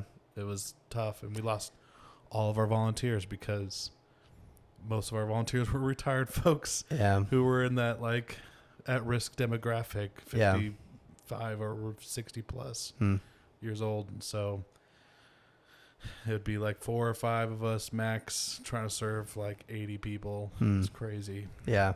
Wow. And those pre-made meals were both tasted amazing and like the Rieger like came in clutch, like for real. And it broke my heart when like, 1 minute we were just getting these meals from them and then they were like, actually we have to close down. Yeah. I was like, man. Yeah, it was sad. It was, because we were very like, the funny thing is we were only going to do that for like a few weeks, like a month, until we ran out of food. Right. Was that like the plan was just like, hey, we have all this food, might as well use it up before we close down? Yeah, I was like, might as well. And then the largest pork distributor in the world, 2 times, and I think at least 2 times, dropped off a refrigerated semi with over 2,000 pounds of pork. Holy shit. And so we had this massive semi out there. And then on top of that, you add like, because what was cool is it was refrigerated. So it was big enough too that we also were able to store so much extra, like, you know, produce. Because then people, like, that was the thing, the generosity of the community. Yeah. To say like, you know, farmers are giving us produce. People are literally like, people are buying, like normal people are buying food and dropping it off so that we can then use it and turn it into something. And then people are donating money too. Like that was the thing is like, we're going to donate money so that you can like purchase these things. And we got like, weren't they considering for a second, like just becoming a community kitchen. Yeah. Like just for like, I would imagine you would. I mean, that would make sense after you're getting this generosity. Yeah. But then what happens is after the pandemic, that generosity goes away. Yeah, So everyone's exactly. like, yeah. Yeah. So it was, I mean, it was, honestly, it was so much fun. It was so much fun just getting to like, because there's no pressure for us. Like, I'm not having to impress, I'm not having to impress the band Wilco with my cooking or Mayor Lucas. It's like, I just, like, we get to cook really good food. Really good food that, like, my favorite compliment was, like, this homeless dude outside one day was just like, this is the best damn meal I've ever had. Wow. And, like, to know that, like, yeah, and that's the thing, too. To know that we can do that, like, because it really doesn't take, like, obviously it takes some, like, insight and skill to know what you're doing. But it was just really nice to be like, we're not slacking on our excellence. Right. Yeah. There's soup kitchens and stuff that have been doing this for 30 years Mm-hmm. and they just serve shit food. Yeah. And it's like, you'd think after 30 years, like, man, like, give people some dignity. Yeah. Like, treat them right. Like, Yeah. Well, let's just be honest. This is something I didn't realize that much before culinary, is actually a lot of those people who own those soup kitchens and stuff, when they make stuff, they actually don't think it tastes that bad. But that's because they don't know better. It's like anything else. Mm. Like, when I got into culinary and then I started going back home and eating my mom's food, I actually realized, I'm like, oh, my mom does not know how to season food. Like, legitimately, it was like, my mom, like, for so long, I was like, yeah, she's a good cook. And now I'm like, actually, like, she doesn't salt things. She doesn't know that she needs to add acid to things. Like, because there's so many, I mean, it can be such a balance if you want to get, like, the best out of things. Right. My mom didn't know that. Like, my mom was. Yeah, usually it's like our cooking habits are from what our parents taught us. Yeah. And this, that. And Exactly. So I think there is that element, like, with easy training, it could transform, and I think that'd be cool. But yeah, it was so much fun. no slam to Miss Gipson. Yeah, I know. Yeah. Love you, Mom. So she knows, I've told her. She literally asks me all the time for advice, which is humbling. Yeah, that's what. Yeah, then you get to go home and cook with your mom. Exactly. That's a good skill. Yeah, it's fun. Yeah, so it's fun though. I mean, we're cooking. It's chill. I'm reading these books though. So again, like, it's this, and I'm thinking about, okay, well, what do I really want to do in life? Again, like, still trying to figure out who I am. And so actually I'm like, education, because I always been like mentoring or coaching kids. And then I was learning about the education system in Kansas City. And I was like, well, it sucks. Like, I was adopted. With that came, like, my dad worked really hard. Like, my mom was the breadwinner, but my dad worked really hard to make enough to send me and my sister to private school, because education at public schools weren't the best. And also they were like, well, we want you to have, like, a Christian education. And then there's this whole thing, that I've learned about public Christian education or private Christian education and what happened, with different gentrification things. But that's a whole nother topic for a whole nother time. And my school would not like to hear that if I told that to their face. But basically I was like, okay, I recognize I had a really good education. Like, I had a very stable home. I had a stable and really good education. Like, I had a stable community. So there's so many kids who don't have that. But as a kid, I didn't recognize that. So now it's like I'm recognizing. I'm like, okay, well, what can I do? I can create a change, So then I kind of get this egotistical hero complex of like, I'm going to make a massive difference in the education system, Single-handedly. In Kansas City. Did you get them their accreditation back? No. Yeah. Were you the one who did that? I didn't want to say, but it wasn't me. So I was like, okay, like, but I didn't, obviously my undergrad is not in teaching, but there's programs out there, which was nice. So my friend, she worked at the Kaufman School. She still does. And she had told me about this program. Like, they have a teaching fellowship where I can work there for 2 years, or at least 2 years. And basically I gain the accreditation that all I'd have to do is take the test. And then I can like be certified as a teacher instead of having to go to school, which is really nice. And again, I'm still reading these books. So I'm still in this weird place of like, okay, I'm in a new profession. I'm in a new house. I'm still diving deep into this understanding of like, who am I? And like, what is the spirituality that like I'm reading about and that I'm understanding. Like, it is like meeting the reality that I always knew to be true, but just like never was able to fully. And the thing, I will say this. There are plenty of essence of Protestantism, Western Protestantism, that are real things and that have essence of truth. And that's the thing is, I honestly would not be where I am without Protestantism.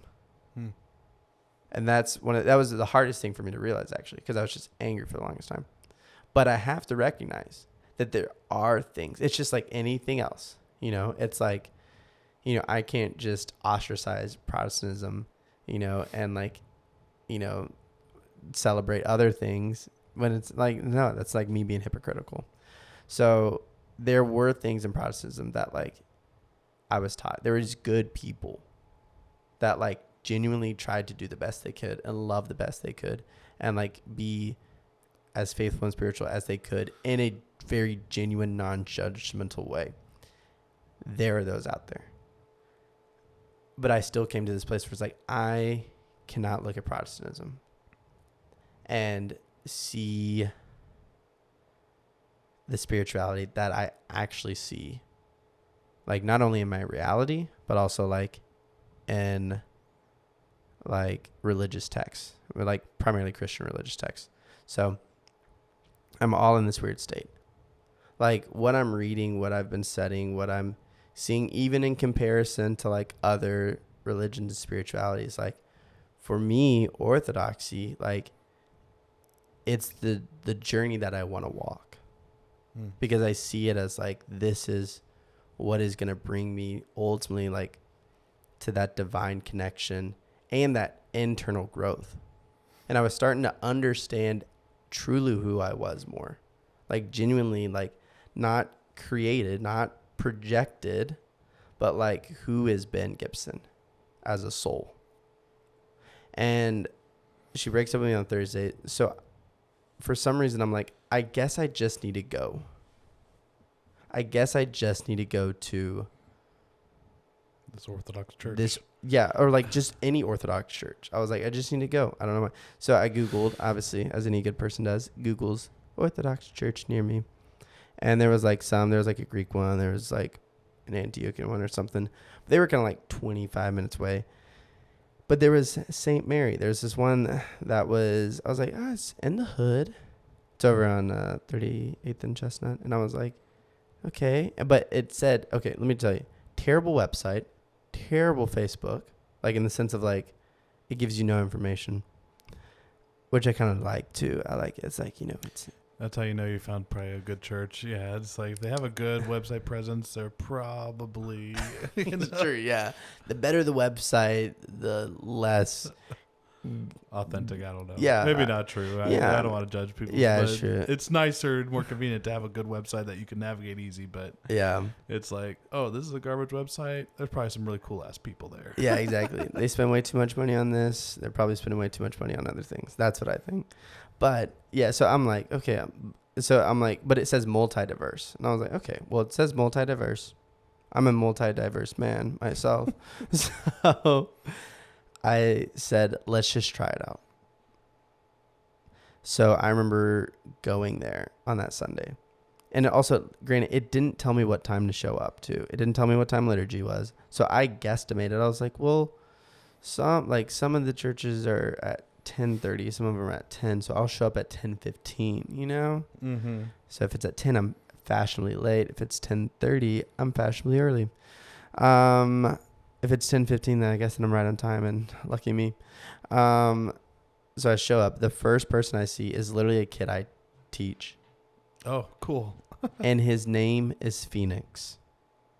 And like, people can be like, Ben, you're reading into it. But the fact that the first person I see, not only is it a familiar face of a kid that I teach, but the fact that his name is Phoenix, in this being a phoenix of my spirituality and faith, like, I didn't recognize it as that until like this past year, but like seeing it as that, like, that's powerful. A rebirth. This rebirth. And then I go in and I'm in there, and obviously it's completely different than anything I've ever experienced. But also I'm like, I sense the most reverence that I've ever seen out of people. I genuinely feel like, not some hyper emotionalism, like genuinely just feel that there is some energy that is different here. And so, but I remember going home. I told my roommate, I said, I found home. And that was the hardest thing in Kansas City. I knew a ton of people, like super connected, but I didn't have home. Yeah, it's beautiful. And I was like, yeah, this is home. So that took a lot of the trajectory. I go into my second year of teaching in 2021. We're in person now, so a lot different, learning a lot, having like switched subjects to math. Realize that just because you're good at math doesn't mean you're a good math teacher. It actually makes you a worse math teacher because you didn't have to struggle to understand it, and so just kind of growing, like, I play a show. So I'd recorded my first song. I've been a singer-songwriter, music, for 13 years. I also used to do spoken word poetry professionally. Kind of when I came to Kansas City, I just put everything on the back burner. I was like, new city, new me. Let me just try to find myself outside of the things I do. But my friend Jordan Marcotte, he was like, he heard my songs. He's like, Ben, I want to help produce your songs, like, literally for free, because it's good, and like, people shouldn't have to pay out the wazoo to try to record music, which is a lot of times what happens. Like, well, I want to record a song. Well, do you have $800 at least? Right. And I was like, no. I was like, well, SOL, like, unless you do it yourself. So he's a real homie. He's like one of the most genuine dudes ever. So I record the song faithfully. It's out there. If you look at like Spotify, any of that, under Gipson, Gipson, is my artist name. You can find it. So that was like the first one that I like co-produced and recorded. And then I had asked him, I said, hey, I want to open up for you. Like, I'd love to open up for you and his wife, because they are an incredible, honestly, like one of the most underrated musical like groups in America. And that's not, I'm not even being biased. What's the name of their band? They're called Marcotte, Marcotte. Okay. And they, check them out. Yeah, they are fire. Then they have some concerts coming up that I'll let you know about for sure. Bet. Yeah. So I was like, I want to open up for y'all, like, and he heard my songs. He said, Ben, actually, it would do us more honor to open up for you. So like, you create a concert space. Like, you can do it. The people, find a place, make a concert happen. We'll open up for you. So I find this space that my friend had just kind of opened up. Is a photography art studio, and I was like paying $600. I was paying him $600 because he also wanted to get some lights with it. So like, for me, I was just like, well, I just want to be generous, like, maybe if I pay $600 this time, it can be like $200 the next time, like, maybe we can do something on repeat, just trying to, and also not realizing like I shouldn't have to pay $600, but it's hard. It's hard when it's like, am I doing a music venue? Am I doing an event space venue, whatever it is? So like, I was learning. And so we're selling tickets. It comes to like the week of, and I'm like, has like 10 tickets sold, and I'm selling them $10 a piece. I'm like, well, that'll pay back 1/6 of what I paid, And I'm like, it was just kind of like, I feel like this is a little bit of flop. So I was talking with Jordan. I was like, what if I move the show back, and we give it a little bit more time? And he's like, well, yeah. He's like, why don't we move it back? And then we add a couple more people to the bill. So we make it like a 4-person, like 4-artist set. And now we can like pull a little bit more resources, Right. Do a little bit more like marketing with it and stuff like that. So I was like, okay, yeah, good. But I was like, but I had these other people who are already wanting me to play a show. So I call up my friend TJ at Kinship Cafe in KCK. And I was like, and like literally it's like a couple days before, I'm like, do you think we could use your space to play a concert? And he's like, and they were like still pseudo open. Like they were like, yeah, we're like open, but like still building it out. And he's like, yeah, dude, like love to. I think we're the first concert there, which is sick. Now they have like music all the time. What's that called? Kinship? Yeah, Kinship Cafe. Oh, check them out too. Yeah, black owned business. And so it's funny because then we're switching the concert over there. Well, then Jordan forgets that him and his wife had already booked tickets for a concert that same night. So then he gets this guy named Michael Rogero, who he knew, to play and open up for me. So that's actually how me and my friend Michael became friends. But we play this show at this coffee shop, and we have about like a little over 30 people show up, which is like pretty good for like my first concert, Yeah. And it's cool because it's all a hodgepodge of my friends. Yeah, just all these different friends. Soccer, like people I play rec league soccer with, to like people I met when I was living in Lawrence, and like all like new friends, so it's cool because it's like, okay, everybody's in that space.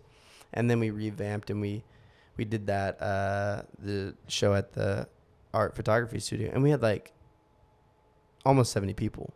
Like it was packed like in this space, and like everybody, and it was a fantastic show, and everybody was like, this is local music. Like that was the thing. They were like, this is local music. Well, if this is local music, then like I want more of this.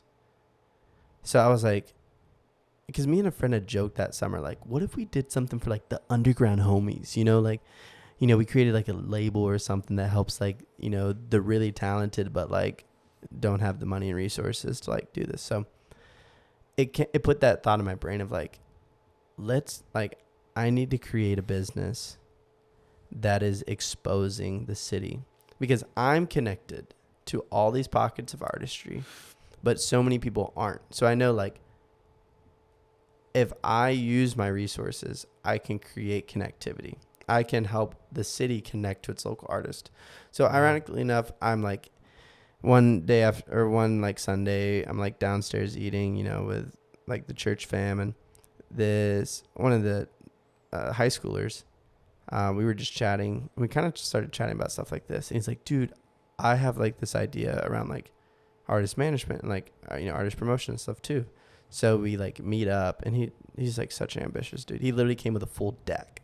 He's like, and here's my whole business plan that I think we should do. And here's all our logo mock-ups that I've already started working on. And I'm like, yo, dude, you're intense.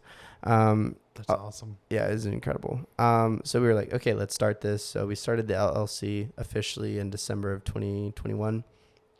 Granted, I'm also still being a teacher at this time.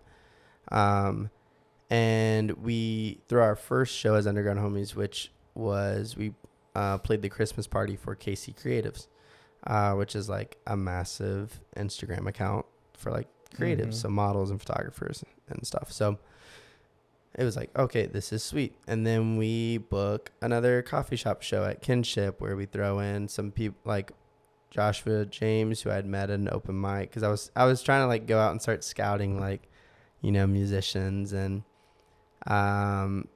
then we throw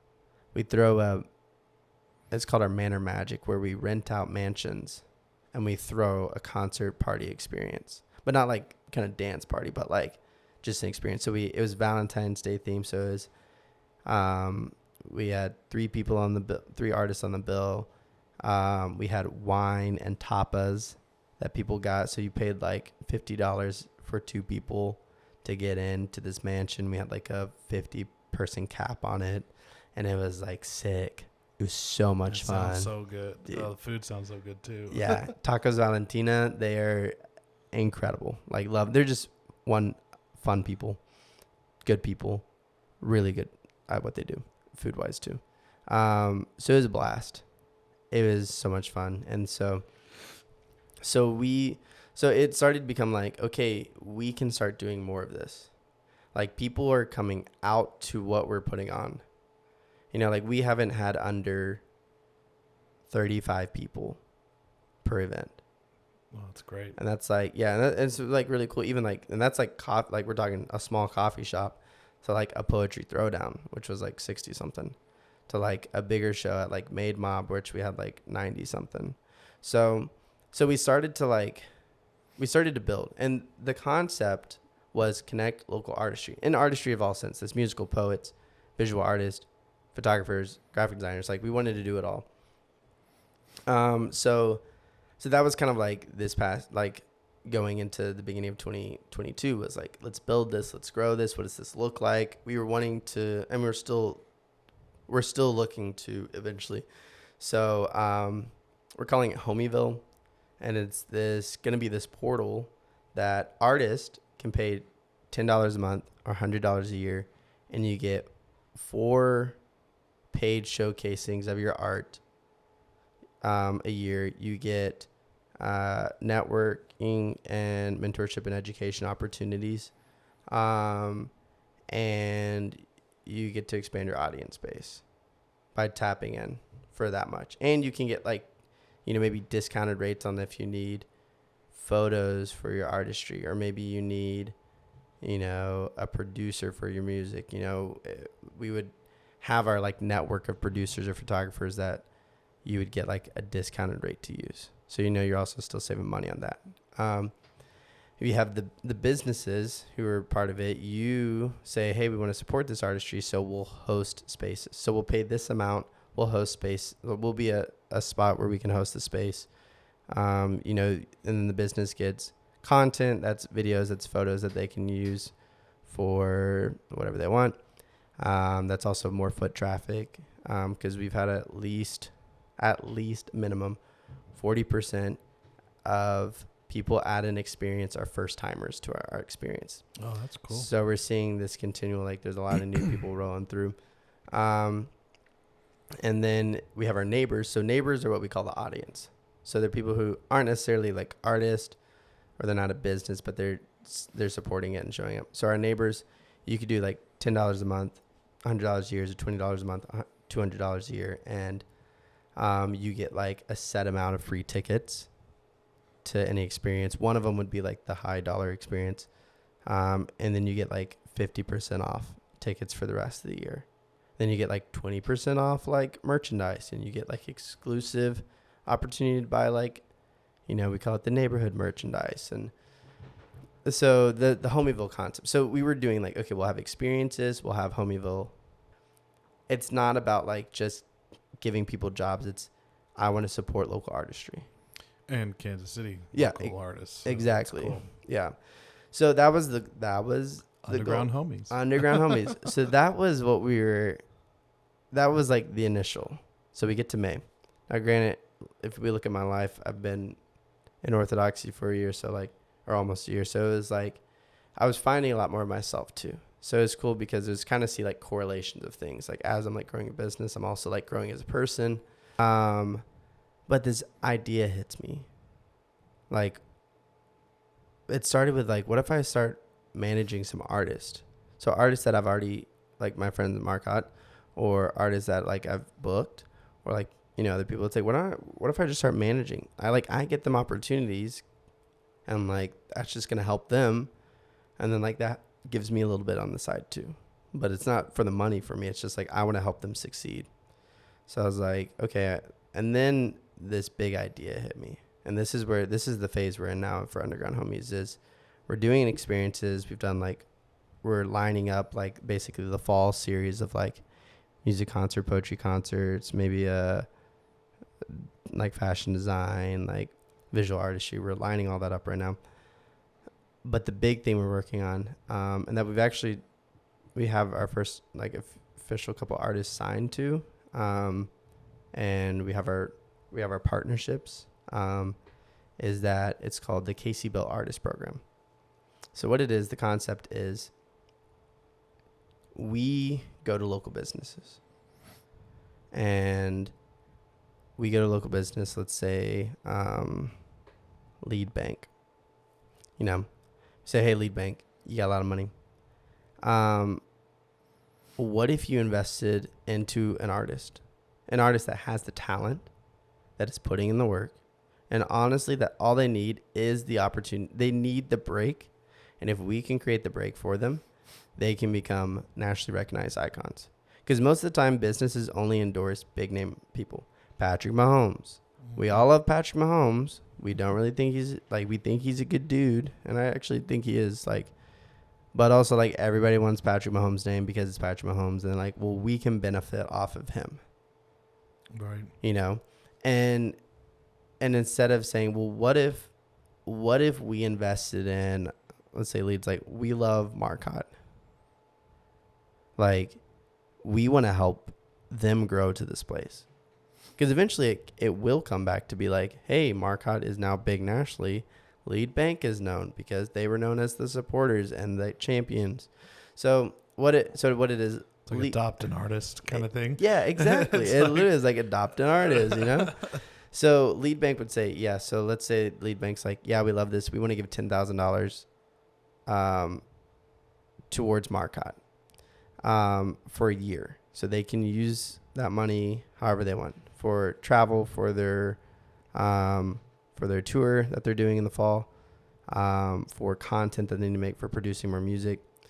So part of that money, the majority of the money goes to the artist. The other part goes to us as a business, because here's the ROI though. Here's the draw for a business. It's not just like we're doing a good deed, but like we filter marketing through our artists that is for the business. So we're giving them social media content. We're giving them high quality photos. We're giving them crafted videos that they need, like that is specific towards their business and their industry. We're doing events and concerts at their space that we're bringing now people to their place.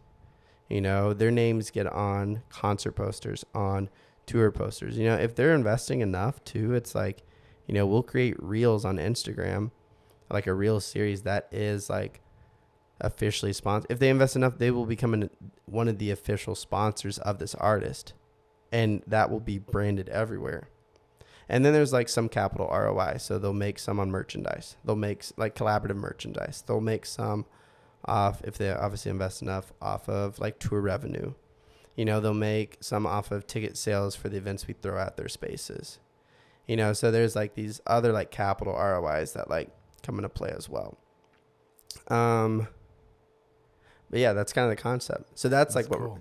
so that's like what we're building right now. We have a really great advisory panel. We have Johnny from Collective X and High Tide Coffee. So Johnny used to work for Hallmark back in the day. So he's a creative genius too. He also knows corporate really well. We have Record Machine, which is a really massive record label. Oh yeah. So I think yeah. So Nathan. Yeah. So so Record Machine is on our advisory panel. I like to have him on the show too. I got his information. I need to hit him up. Yeah, dude. Yeah, he's dope. And then we're looking to add Record Bar, because they have Record Bar, Mini Bar, and Lemonade Park. So we're looking. I work for Record Bar now, so it's like I just literally have to talk to my boss about it. So Steve, I'm coming for you. Look out. Yeah. So we'll have this, our advisory panel. We have our first sponsor of the program. So we're also saying like businesses don't just have to pick an artist. They can just help sponsor the program. So we have Made in KC as our first sponsor. Really? Yeah, That's cool. which is really dope. Which is one of my goals. And so they're opening up what we're doing at first is they're opening up their spaces. So we're going to do either 4 to 8 shows within the next few months in their spaces. that's allowing these new touch points. And then we're looking to expand after that. And we have some pretty crazy ideas after that. But like, I'm going to leave you with what we're doing first and let everything else Hell unfold. yeah, man. So I appreciate you coming on the show and just sharing all this, dude. There's a lot of good stuff in the works, and you gotta dream big, man. Like life's too short, you know. And like, fuck the haters, you know. Just and you know, like the best thing you can do is be investing in yourself, and that sounds like what you're doing. Like invest in your dreams, man. Yeah, and I'm trying to. I think for me the biggest thing is, and actually this is actually my past 5 days of learning of the dream. And what I love about this dream is it's not about me. Yeah, it's about lifting up the collective. Exactly. People. Yeah, and that's like for me in this stage of life, that's where I realized after this trip, because I'm a traveler, but like what I realized after this trip is the only things I want to do to be a good man, to like fulfill my destiny, to step into whatever it is. Like I want to love my community, and I'm talking like little C community. So like my friends, my new friends, my family, my like spiritual community, like and my jobs. Like that's my community. I want to love the people within that well. Yeah.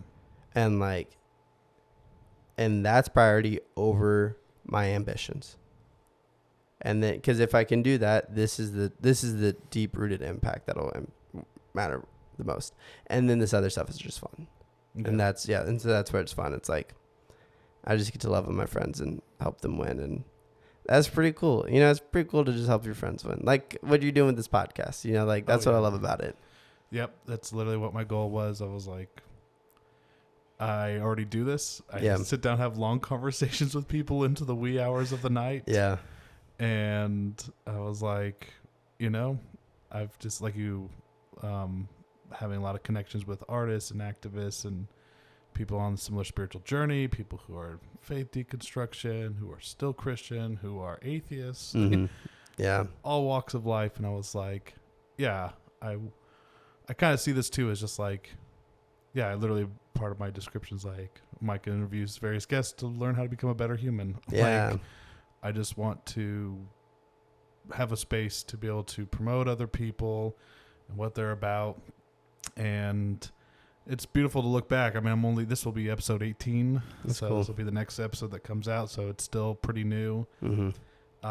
But it's already fun just looking back and being like, wow, the self-growth of just having these conversations and be able to kind of like have a diary of like interactions, of being able to share these moments with people. Yeah. And then just get to like not always take it too seriously, you know, pray for Micah. Yeah, exactly. Like, pray for Micah. Yeah. Everybody at home, if you're listening right now, say a prayer for everybody Micah. Stop and roll out your prayer rug if you have one, and assume the praying for Micah position.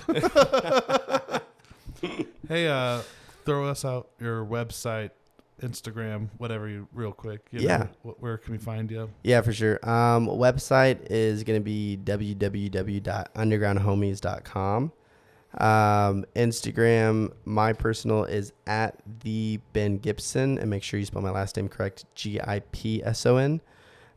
You can also look at Underground Homies. That's our Instagram for the company. And so if you want to keep up to like what Underground Homies is doing, our events that were coming up, our blog that we're sharing the literary short stories and poems of KC artists. That's all going to be on the website. So feel free to just head on over there. You can subscribe to the newsletter as well. And by newsletter, I mean like, I needed to start doing that better. But like when we have events, I'll let you know on there as well. Yeah. Bet. Well, thanks for being here, everybody. Till next time. Thanks for joining me for the Pray for Micah podcast. Be sure to like, subscribe, and leave a review. And check out my YouTube channel and follow me on social media. Pray for Micah Pod on Facebook, Twitter, Instagram, and TikTok. We'll see you next time. You are now re-entering the normal world.